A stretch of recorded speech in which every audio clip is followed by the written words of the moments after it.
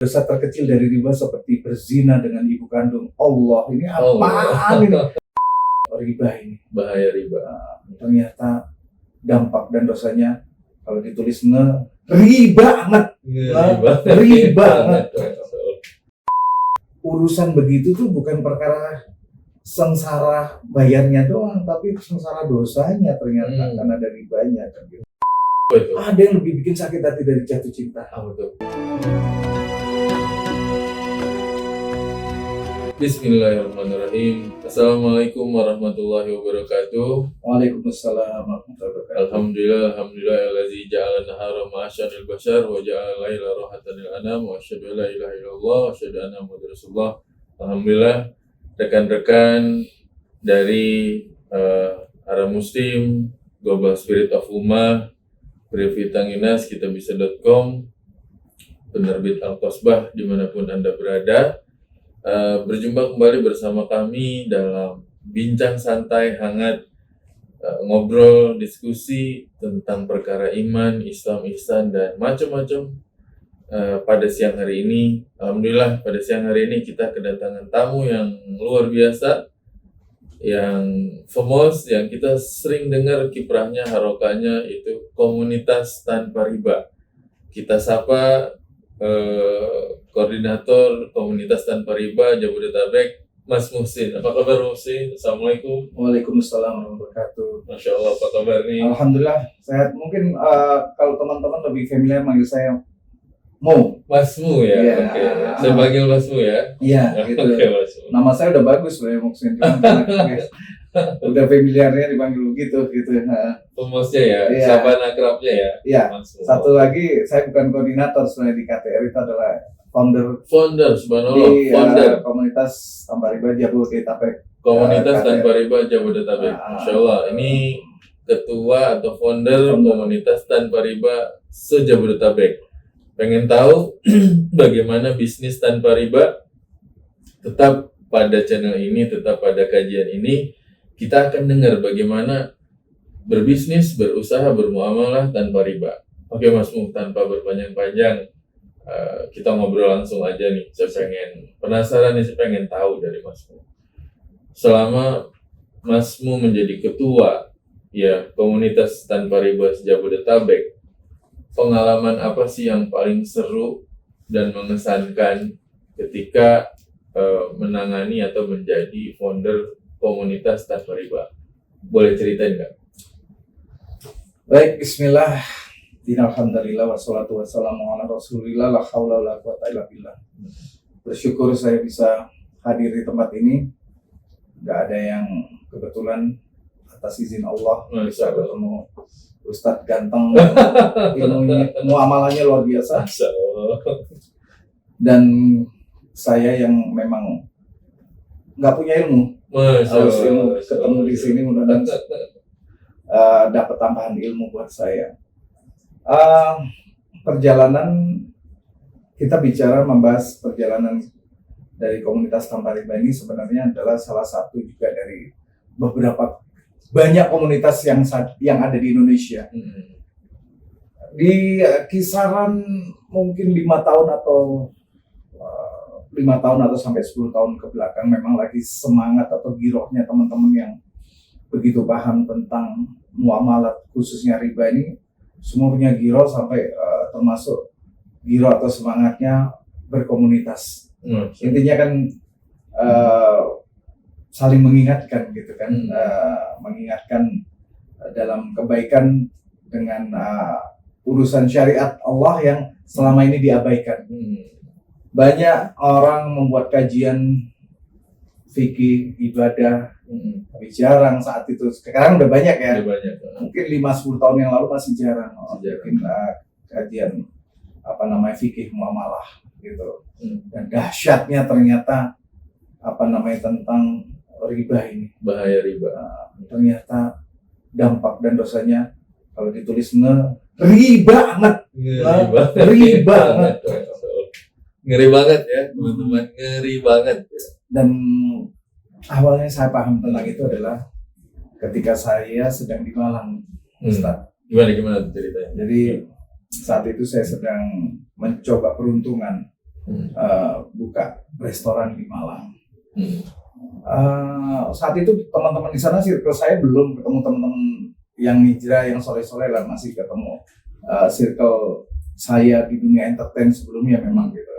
Sampai satu saat saya melihat ada billboard gede banget di salah satu jalan itu, tulisannya seminar pengusaha tanpa riba. Tiba-tiba ada tulisan di bawahnya, dosa riba terkecil, dosa terkecil dari riba seperti berzina dengan ibu kandung. Allah, ini apaan ini? Perasaan kemarin sudah main ke Al-Azhar, saya udah ngaji kan, belum pernah denger ini. Apa ada yang salah dengan hadis tadi saya bilang gitu kan? Jadi saya ikutlah di situ. Menurut saya ganti tampar-tampar di situ kan, sampai di situ salah satu pengisinya mengatakan kafir yang nyata itu adalah ketika mau ngikutin syariat yang satu tapi mau mengabaikan syariat Allah yang lain. Mau menerima hukum Allah yang 1, 2, 3 tapi yang lain diabaikan. Ya Allah, kemana aja gue selama ini? Kelamaan jahiliyahnya. Oke. Subhanallah, di situ saya baru mau. Akhirnya. Tapi terlalu ekstrim saat itu saya. Semua saya lepas. Itu saya nangis. Ya itulah. Ternyata juga kita hijrah atau apa memang semuanya butuh namanya strategi, bahkan berpolitik ada strategi kan, ada siasat, termasuk urusan dakwah dan segala macam, termasuk urusan kita mau ninggalin yang dilarang Allah, syariat yang selama ini justru banyak orang nggak tahu ya, ternyata perlu proses gitu. Gitu. Siap. Menarik nih Mas Mo. Sekarang Mas Mo kan banyak ketemu sama generasi Gen milenial ya, Gen M atau Gen Z. Saya mau tanya nih, solusi apa buat generasi milenial kalau dia mau berbisnis tanpa riba? Menurut pandangan Mas Mo, kira-kira yang paling sederhana, simpel, mereka harus ngapain sih? Sebenarnya bukan mereka harus ngapain. Kalau harus ngapain ya harus dijalankan syariat ini. Tapi bagaimana cara mendekati mereka yang tepat itu yang harus dicari.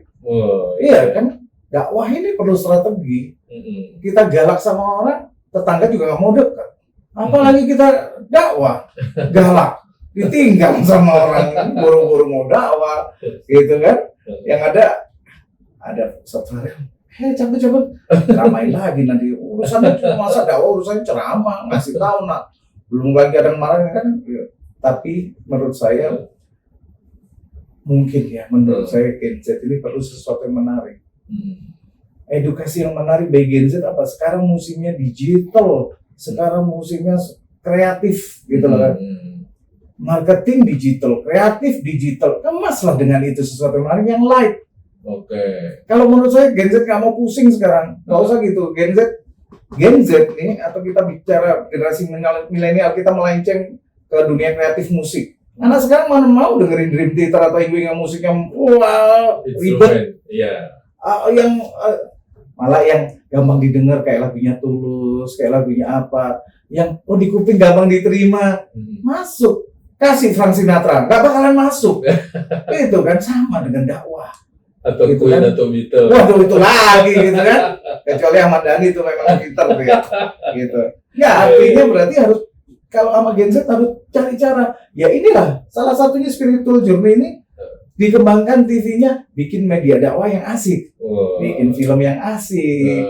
Gak usah yang langsung sikat black, jangan. Tapi edukasi yang ternyata kayak gini ya, Islam tuh indah. Suruh menjalankan syariat, suruh ninggalin riba, ada solusinya ternyata. Kasih syariat, Allah pasti ngasih syariat, pasti ada solusinya. Tapi melalui jalan yang sekarang paling mudah untuk anak muda yang deketin lewat event, lewat media digital ini. Gitu. Saya rasa itu sih, Sat. Menarik, rekan-rekan semua. Ini salah satu solusi dari Mas Mo bahwa sekarang dakwah itu bukan hanya dakwah itu harus bilhal, artinya masuk ke dunia digital. Paling bagus sarana paling komunikatif pakai digital ya Mas Mo ya. Salah satunya. Salah satunya. Ini yang keempat Mas Mo. ada sesuatu yang mungkin itu terasa asing, tapi ini nyata banget. Nyatanya begini, kita semua aware lah bahwa riba ini punya bahaya yang luar biasa, dan orang itu kerasa susah terlepas dari riba. Kita tahu itu memang udah jadi sabdanya Nabi Muhammad SAW bahwa umatku dari zaman akan terkena bahaya riba atau debu riba. Sekarang Minimal debunya. Nah sekarang di generasi milenial sekarang, gimana caranya mengedukasi generasi muda untuk melepaskan, mengurangi ketergantungan sama riba dari perspektif Masmu sendiri yang pelaku di pasar nih, kira-kira gimana pengalamannya, apa yang bisa di-share buat generasi milenial kira-kira? Generasi milenial ini kan muncul, lahir di era, di kondisi, di vibes, bahasa sekarang kalian yang anak selatan bilangnya vibes yang berbeda dengan generasi Ustadz yang kolonial mungkin. Saya masih milenial ya. Jadi tentunya memang perlu pendekatan yang berbeda. Seperti kami kemarin dari KTR juga, bahkan kami datang ke tempat yang itu di mana sebuah tempat pendidikan pesantren yang kita masuk ke sana dengan cara kebetulan bikin acara yang fun cooking, ngajarin mereka masak. Jadi soft ya, ngajarin mereka masak, bikin games. Nah di situ ada sharing session, ada memberikan dasar-dasar tentang bagaimana muamalah yang baik kepada anak-anak. Gini, saya nggak usah sebutin, ponakan saya itu lulus dari salah satu pesantren besar di Jawa, masih bisa loh begitu. Mereka dia nggak ngerti itu tentang muamalah, bagaimana gorornya sebuah sistem bisnis transaksi, bahkan terjebak riba. Yang sekarang lebih parah lagi main salah satu sosial media yang live di situ, ya nggak boleh disebut ya, karena di situ ada perang koin dan segala macam. Untuk itu mereka bukan hanya kripto, mereka untuk modalin dirinya ikut perang koin di sebuah sosial media itu sampai kejebak pinjol juga, gitu. Hanya untuk bersenang-senang, bukan untuk kebutuhan dasar. Itu yang ngeri itu. Nah maka kita kadang-kadang masuk ke dunia anak muda, ya penting memberikan sharing session tentang dasar-dasar muamalah, mana yang boleh, mana yang tidak. Itu menurut agama, karena agama itu melarang pasti akan itu untuk kebahagiaan. Itu pasti ada solusi dengan cara yang saya bilang tadi, lewat digital, lewat event, lewat apa.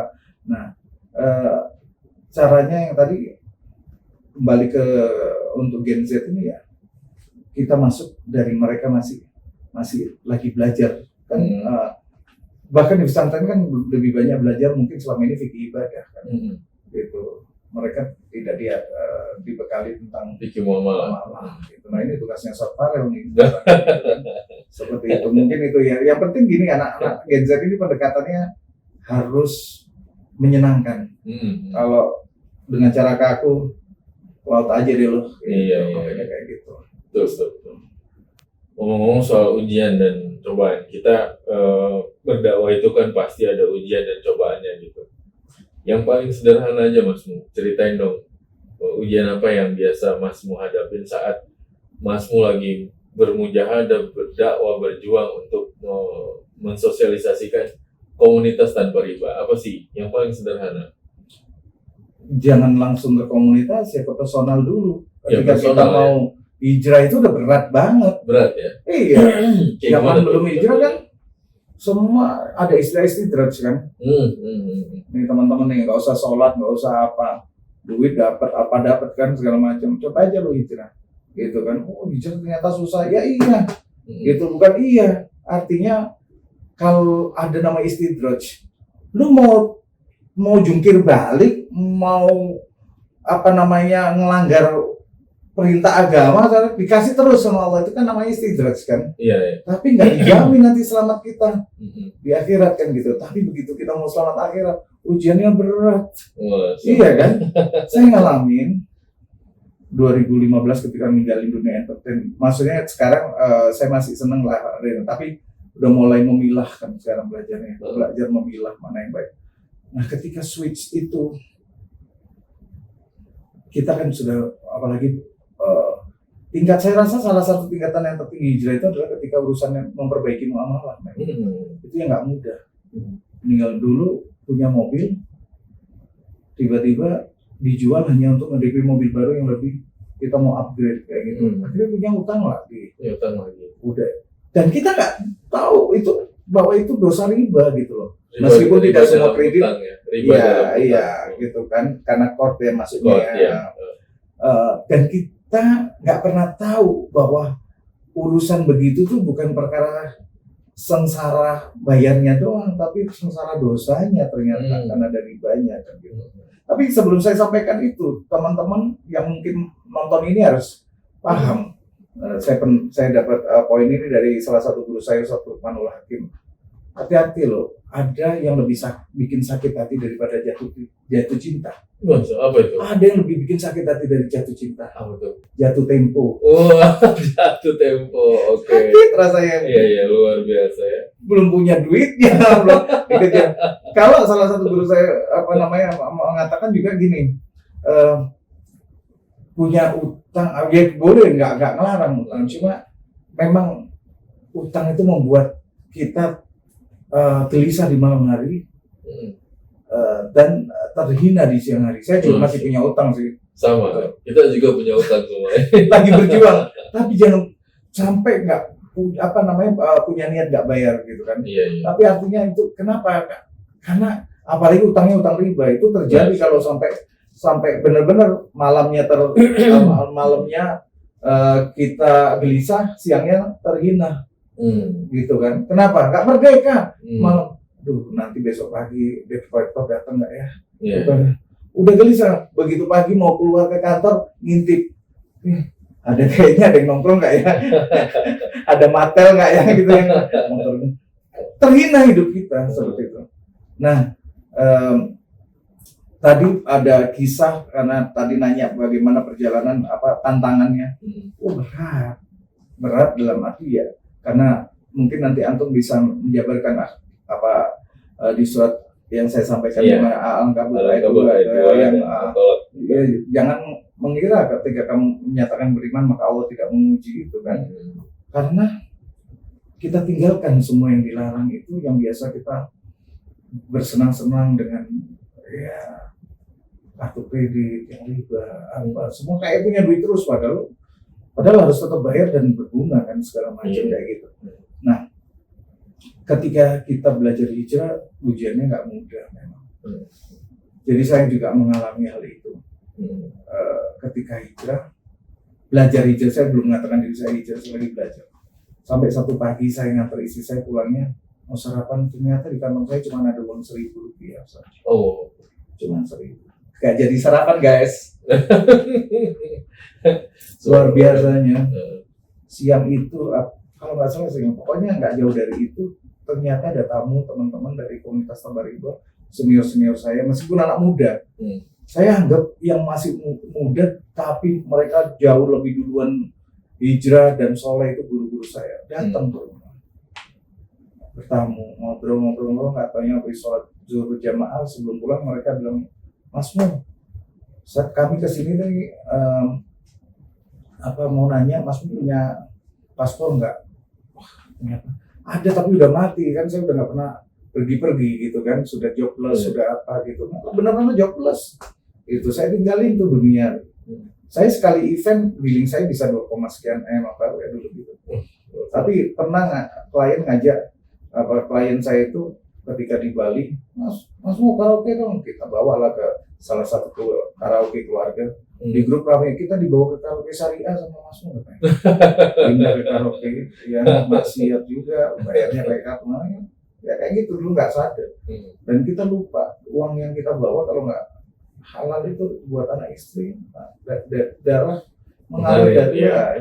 Nah, kembali yang ke tadi itu, ternyata saya bilang saya udah mati nih, apa namanya, Kartu kredit, bukan paspor, paspor. ya. Jadi diurus Mas Nur karena kami kemarin ini mau ngajak masuk umroh Ramadan, begitu pertengahan Ramadan sampai Syawal.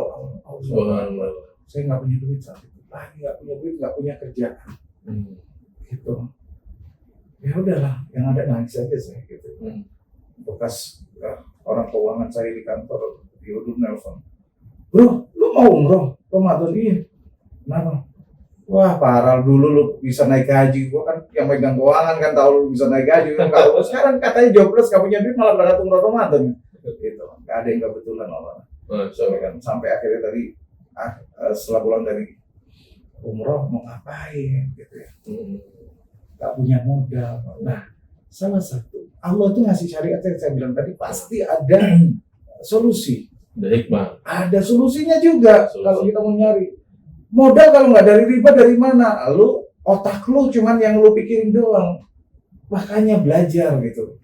Allah ngasih di situ apa namanya panduannya. Di Islam itu ada namanya mudharabah, ada syirkah. Ternyata saya saat itu ketemu sama mantan partner saya di, mas ada tempat kosong. Lu bisa apa? Gue bisa mau udah belajar masak Padang kemarin gini.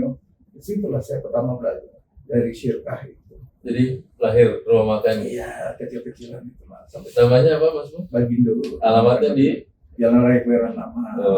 Lihat aja di IG-nya ada Bagindo, ya? RNTV Bagindo. Kalau dibuka di map, Bagindo Selera Nusantara paling atas lah. Itu buat teman-teman silakan yang mau beli nasi Padang. Ini salah satu usaha melepas ketergantungan dari riba, membuat usaha kuliner rumah makan Bagindo. Di Kebayoran Lama. Silakan mampir di sana. Bungkus banyak-banyaknya. Nah, kita setiap Jumat juga, kalau antum tadi cerita tentang alhamdulillah udah rutin dari awal untuk ke marbot masjid itu. Mau sepi mau apa, ya sudah dijalankan itu. Kita sedekah niatnya ya. Seperti itu. Jadi banyak kisah-kisah yang lebih perih ketika orang lagi belajar hijrah juga banyak, tapi ya itu ujiannya dari Allah. Maka saya pernah ketika saya buka restoran di Malang itu, baru ketemu teman-teman senior saya yang Santa Riba yang di Malang, senior saya. Kalau saya kan founder di Jabodetabek. Followernya berapa Mas untuk Jabodetabek? Jabodetabek ada 2 grup, satu grup sekitar 200-an sekian lah gitu. Ya, tapi memang kita nggak bikin kita hanya pernah bikin beberapa kali event, tapi lebih kepada membangun kesadaran dan tauhid. Lu takut banget sampai ada yang mau bunuh diri karena takut sama debt collector. Tapi kita bangun, lalu nggak pernah takut sama Allah. Karena satu-satunya dosa yang ditantang sama Allah, dosa yang ditantang perang sama Allah dan Rasulnya hanya riba. Nah kita ke perempatan jalan malam-malam ketemu preman, berani, kadang-kadang nggak berani. Ini mau nantang Allah dan Rasulnya, mana menang. Seperti itu. Tapi terus saja ditantang dengan riba, seperti itu. Nah maka memang kita bilang tauhid yang kita bangun, lalu ngambil riba berani, perang sama Allah berani, sama debt collector masa takut. Sampai akhirnya dibangun nama teman-teman tauhidnya, sampai akhirnya Allah kasih lembut itu debt collectornya. Ya, bahkan ada yang mau ikut sholat debt collectornya. Serius ini. Ada ibu-ibu yang sampai mau pernah bunuh diri itu di Malang itu. Sampai akhirnya ada salah satu sahabat kita namanya Mas Nyoman Belorang Ibu, sekarang suka menjadi tempat curhat dan memberikan konsultasi itu. Setelah diberikan nasihat atau apa, ibu itu puasa sama Allah, itu sampai ada debt collector yang bantu untuk melunasi segala. Itu mau bunuh diri ibu itu, seperti itu. Karena memang harus yakin sama Allah. Ya jalannya apa? Ternyata jalannya ada takwa. Pokoknya taqilah ya ja'alahu makhraja. Surat At-Tolak itu. Iya. Saya aja belum taat, ya kadang-kadang masih dibantu Allah. Masih melencengnya masih banyak nih kalau nggak ketemu Ustaz Farel. Luar biasa. Seperti itu. Jadi tantangan orang mau hijrah itu juga cukup banyak, dan insya Allah lah, yakin kalau kita belum dapat kebahagiaan sini, paling nggak kita ngejar kebahagiaan akhirat kita. Masya Allah, ini pesan yang luar biasa. Sisi uniknya adalah ketika kita belajar untuk hijrah ya, Masmu saya, kita berhadapan dengan tantangan yang nggak sedikit, bahkan sangat serius. Tapi di situ Allah menguji keimanan kita, sejauh mana kita konsisten, gigih, dan tetap istiqomah ya, Masmu ya. Nggak mudah istiqomah itu, nggak mudah. Nggak usah diterjemahin istiqomah itu berarti ya. Oke. Yang jelas bukan istiqomah tetangga sebelah ya. Iya, bukan. Oke, sekarang Masmu nih yang nanya. Yang seperti yang kita sampaikan tadi bahwa hijrah itu tidak mudah ya, Ustaz ya. Bagaimana cara orang biar punya kiat untuk meninggalkan riba itu, kiatnya seperti apa kalau menurut Ustaz? Gitu. Oke. Kalau bagi saya sekarang begini, Masmu. Satu, Allah itu memperkenalkan dirinya dengan Ar-Rahman Ar-Rahim. Bismillahirrahmanirrahim. Kita menyebut nama Dia. Berarti ada kasih sayang Allah yang Allah berikan dalam setiap jalan, dalam setiap kesempatan Allah kasih itu. Dan yang kedua, ketika Allah satu melarang riba, berarti ada satu kondisi di mana kondisi itu sangat tidak baik. Kita nggak bicara dulu untung rugi, tapi kita bicara ada kondisi yang nggak baik kalau kita berada pada kondisi tersebut. Izin Ustaz. Iya, silakan. Berarti riba ini tadi yang Mas mau bilang, kalau kita melihat ada orang, perumpamaan dalam Al-Quran dibilang orang yang makan harta riba sebagaimana berdirinya orang gila yang kesurupan setan. Itu kita bisa ngebayangin orang yang makan harta riba, dia gila, dia kesurupan setan. Nah, itu nyeremin, bayangin orang makan harta riba, mau debt collector, mau yang rentenir yang tak jelas. Dan tiga yang disebut itu ya, Iya. pencatat, saksi, pelaku. Allah melaknat semuanya gitu. Tapi kalau menurut saya, kita melepaskan ketergantungan itu dengan melakukan muamalah dulu. Karena ilmu itu ada 3, akidah, syariah, akhlak. Hablum minallah itu ibadah, hablum minannas itu muamalah. Itu nggak bisa dinafikan. Jadi hukumnya ada 2 juga, Mas. Nyambung ke yang tadi. Kalau ibadah semuanya dilarang. Kalau muamalah semuanya boleh. Sampai ada lampu merah, sampai ada sempritan, ini nggak boleh, gitu. Ini nggak boleh dilakukan, berarti ini udah larangan, nggak boleh. Kalau ibadah semuanya nggak boleh, ini boleh. Boleh karena apa? Karena itu dicontohkan Nabi dan para sahabat ya, dicontohkan. Jadi itu caranya adalah 1, bermuamalah yang baik, kemudian mulai bertransaksi dengan akad-akad syariah seperti yang Mas mau bilang tadi. Kalau jual beli ada murabahah, kerjasama ada sirka, investasi ada mudharabah, sewa ada ijaroh, jual beli inden ada salam, buy order ada istisna, gitu kan. Jaminan ada rahan, macam-macam. Soal syariat Allah nih kaya nih, kalau kita jalanin luar biasa. Gitu sih Mas. Luar biasa. Maka pentingnya belajar muamalah ternyata supaya kita juga tidak terjebak ya dalam namanya bisnis, nanti ada akad batil ya. Seperti apa akad batil itu, Ustaz? Akad batil nih, akad itu ada 3. Yang pertama akad secara keabsahan, akad secara tujuan, akad secara sifat. Nah, kalau keabsahan itu 2, batil dan fasad. Nah, batil itu apabila rukun dan syarat tidak terpenuhi. Contohnya, ketika orang datang, 2 orang sedang bertransaksi.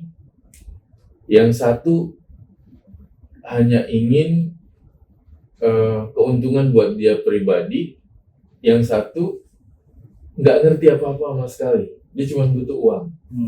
Yang ini ingin keuntungan, ini butuh uang. tanpa mengetahui apakah ini pinjaman kebajikan, apakah ini investasi, apakah ini kerjasama, atau ini jual beli. Keduanya hanya nyari keuntungan sesaat tanpa memikirkan impact daripada akad itu. Setelah yang berakad ini bertransaksi, yang pinjemin ngasih pinjam uang, yang dipinjemin nerima uang, mereka berpisah. Setelah jatuh tempo tadi yang Mas bilang, jatuh apa tadi? Kalau jatuh cinta, Jatuh ada yang cinta. lebih sakit daripada jatuh nyakitin cinta. daripada jatuh cinta. Ya, jatuh tempo ya. Jatuh tempo. Jatuh tempo datang, yang punya utang ditagih sama yang ngutangin. Tiba-tiba akadnya itu berubah. Kok ada kelebihan? Kamu kan pinjam ke saya 1 juta. Karena udah lebih dari 2 bulan, makanya jadi 1,5. Yang dipinjemin kaget. Nggak bisa. Enggak, ini bunganya. Itu salah satu contoh simpel, Mas. Ini berarti salah satu contoh akad yang batil. Artinya 2 orang yang berakad saling tidak tahu rukun dan syarat. Makanya dia jadi batil. Kalau fasad artinya salah satu rukun dan syarat itu kurang ada yang terpenuhi, misalnya. Ada yang tidak terlaksana, terpenuhi sedikit, itu berarti bisa jadi fasid. Kalau akad secara tujuan ada 2. Dia akad yang tabaru, yang sosial, sama akad yang bisnis, tijarah. Nah, tujuannya 2 nih.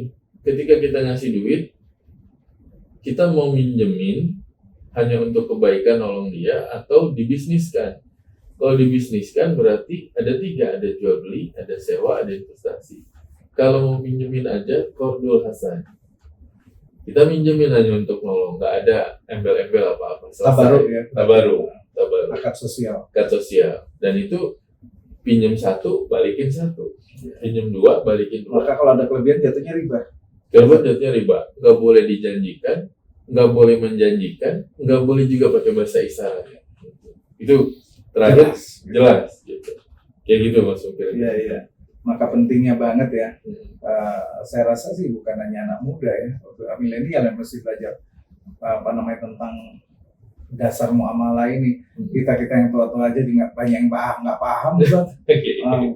banyak yang jadi niatnya awalnya bisnis. Kalau memang tergantung dengan ini kita ya, tujuan bisnis kita apa. Kalau tujuannya cuman bukan karena ridho Allah, bukan, itu banyak rusaknya memang ya. Betul. Masuk persaudaraan, pertemanan.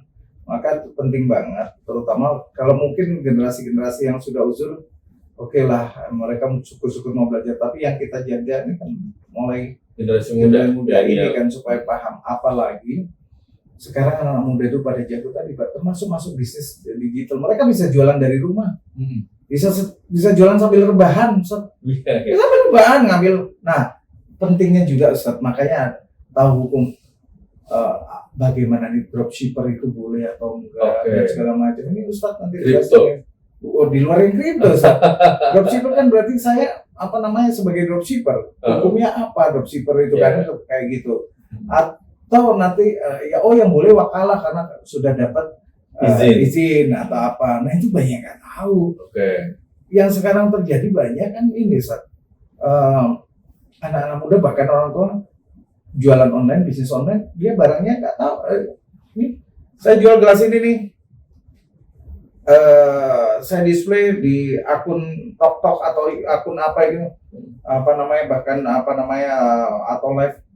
Tapi dia nggak tahu barang ini sebenarnya di suppliernya ada berapa. Ini yang stoknya dan segala macam. Maksudnya itu kan horor jatuhnya. Nah, itu yang penting banget bagian. Nggak boleh, dia harus jual kan yang memang tahu, ini di gudangnya, karena saya kalau yang aman yang wakalah tadi udah dapat resmi izin. Di sana udah tahu stoknya berapa. Soalnya dia dapat pesanan baru dia belanja. Udah ditransfer baru ngambil ke itu kan, Ustaz. Berarti la tabi'u ma laysa indak, jangan kau menjual apa yang tidak kau miliki. Nah, itu kan juga salah satu landasan di muamalah kan, hukumnya. Itu yang penting nih disampaikan sama Ustaz nanti nih kayak ke anak-anak muda sekarang kayak gitu.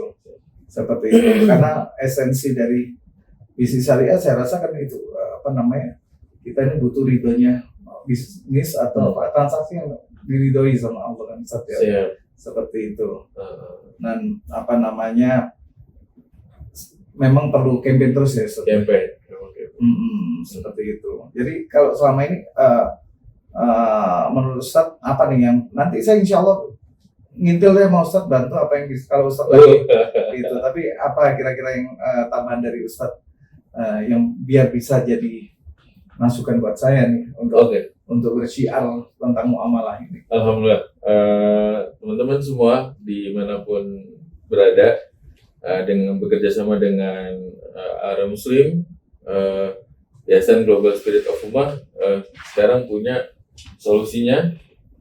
Kita punya Al-Quran Nurul Karim Maqasid Syariah, bisnis dunia akhirat, pedoman ekonomi keuangan Islam yang dimana di dalamnya ada puluhan tema tentang muamalah, Mas. Ini bisa jadi pedoman buat gen milenial, gen Z, orang tua.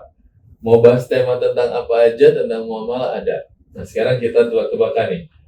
Masmu mau nanya tentang tema apa tentang muamalah, nanya aja. Ntar saya bukain, nanti langsung ayatnya ketahuan ayat berapa. Tentang jual beli, so? Jual beli, ya kita lihat. Baik ya jual beli. Al-Baik, ya. Al-Baqarah biasanya 275.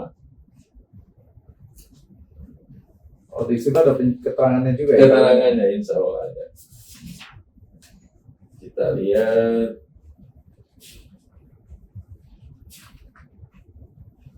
Nah, di bab 5, ketentuan utama dalam ekonomi bank syariah. Jual beli. Masya Allah. Masya Allah. Ini ada Al-Baqarah 27, Al-Baqarah 198, 271, 275, Al-Imran ayat 7, An-Nisa 29, At-Taubah ayat 111, At-Taubah 89, An-Nahl 43, Al-Isra 36, dan Al-Anbiya ayat 7. Aduh, tinggal buka ya. Lengkap sekali. Ya. Al-Baqarah yang jual beli tidak sama dengan riba. Wahal baya wa haram riba.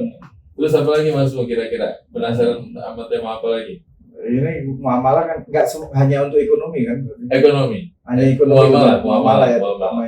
Kira-kira apa lagi yang Mas mau gelisahkan atau penasaran pengen tahu tema tentang apa lagi? Tema tentang kalau Ustaz dari tadi nyebut kripto tadi. Larangan spekulasi kripto ada Mas. Jatuhnya maisir ya Ustaz? Iya, spekulasi maisir. Ini kalau ngomong larangan bayi najasi, bayi makdum, tadris, gis, ikrah, kimar, kemudian israf, mengurangi timbangan, talaki rukban, perlindungan konsumen, sumpah palsu, kiarul gaban, mencuri, korupsi, suap, riswah, sama spekulasi kripto itu ada. Larangan investasi gharar ada Mas. Insya Allah bisa buat teman-teman nanti di komunitas tanpa riba bisa memiliki. Dan ini sebenarnya pejabat-pejabat perlu beli ini nih. Wah, luar biasa. Karena ya. tadi disebut riswah. Riswah. Nggak banyak orang tahu.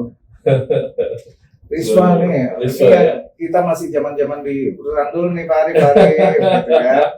Apa itu riswah gitu ya? Ini buat Mas Mul. Hadiah buat Mas Mul. Allah Akbar, Masya Allah. Hadiah buat Mas Mul. Quran Ringkasan Syariah dari Yayasan Spirit of Ummah dan Ara Muslim. Masya Dan Allah. penerbit Al-Qasbah. Allah Akbar. Jazakallah khairan. Siap. Baik, teman-teman yang menyaksikan podcast ini, Masya Allah, ini bagi teman-teman yang mau belajar fikih muamalah yang related dengan Al-Quran, ini menarik sekali dan memudahkan kita untuk mengetahui tentang hal-hal yang bersifat dengan muamalah. Tinggal dilihat nanti nyari tentang bab ini udah dijelasin semua di Al-Quran, di Mushaf Maqasid Syariah ini. Dan ini bisa dicari Mushaf ini di Gramedia ya Ustaz ya. Yeah. Dan juga Anda semua bisa dapetin ini nanti buka aplikasi Ara Muslim dan juga di kitabisa.com. Ya, betul ya, kitabisa.com ya. Baik, jangan lupa ini penting banget. Dan juga ini ada satu pesan penting juga Jangan lupa mendukung program wakaf pembangunan Masjid Jami Minangkabau. Kebetulan Ustadz Farel ini orang Minang gitu. Gitu. Dan masjid ini nanti dengan konsep pariwisata halal yang akan membantu ekonomi umat dan ekonomi kecil. Ini support UMKM ya. Ustadz, sebagai solusi hidup tanpa riba dengan berinfak dan wakaf melalui Arah Muslim atau kitabisa.com atau dengan melalui Bank DKI Syariah. Nanti nomornya tertera di bawah ini. Ya. Ustadz, ini menarik banget ini kayaknya kok feeling saya kelihatannya Arah Muslim ini bakalan jadi platform digital yang besar nih. Amin. Amin. Mudah-mudahan feeling saya benar. Iya. Mudah-mudahan malaikat hadir di sini mengaminkan gitu. Ya, tapi Arah Muslim sendiri ini seperti apa, Ustaz? Jadi buat generasi milenial semua, kita butuh pegangan pedoman atau arah hidup, apalagi seorang muslim. Sekarang udah ada aplikasi Arah Muslim. Di dalamnya itu ada tentang zakat, infak, sedekah, ada juga yang mau umroh bisa ya lihat info umroh, yang mau baca Quran ada juga Al-Quran, yang mau tahu waktu sholat juga ada waktu sholat. Jadi sahabat muslim. Jadi ini jadi sahabat muslim dan pegangan buat semua orang muslim, terutama generasi milenial. Jadi nggak usah tunggu lama, silakan download aplikasi Arah Muslim. Pegangan dan pedoman seorang muslim. Jadi namanya juga Arah Muslim. Jadi bisa jadi kompasnya lah. Kompasnya seorang muslim. Kompasnya seorang muslim. Masya Allah. Luar biasa sekali. Mudah-mudahan Allah mudahkan niat baik dari usaha Arah Muslim ini untuk bisa menjadi aplikasi yang bermanfaat buat umat. Amin. Ya. Makasih Mas Mo. Sama-sama, saya yang terima kasih diundang. Saya ini kan ya hanya pecahan beling sebenarnya, tapi diundang ke sini, Masya Allah saya senang bisa nambah ilmu, bisa bersilaturahim. Amin. Insyaallah Mas Mo. Amin. Ya. Makasih Mas Mo. Ya. Terima kasih hadirin semua. Alhamdulillah diskusi ngobrol santai penuh makna, penuh arti dengan Muhsin, founder komunitas tanpa riba Jabodetabek. Semua diskusi ini menjadi inspiring buat kita semua, ilmu yang bermanfaat dan amal jariah buat kita semua. Akhirul kalam, assalamualaikum warahmatullahi wabarakatuh. Waalaikumsalam warahmatullahi wabarakatuh. Jazakallah.